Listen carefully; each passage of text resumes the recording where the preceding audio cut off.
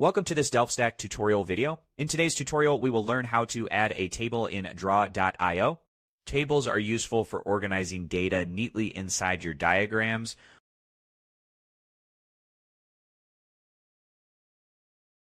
First, open the diagram where you want to insert a table. On the left-hand panel, look for categories like General or Miscellaneous, where table shapes usually appear. Go to Miscellaneous and hover over the shapes so you can preview them. For more choices, use the search bar at the top and type Table.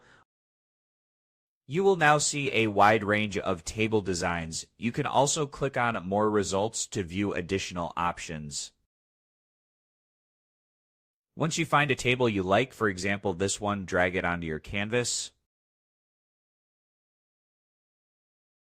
It will be added successfully and you can resize it as needed by dragging the corner handles.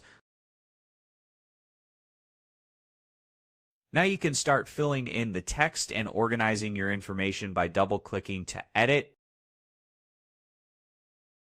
And that's it. We searched for table shapes, reviewed different styles, and inserted a table into the draw.io diagram.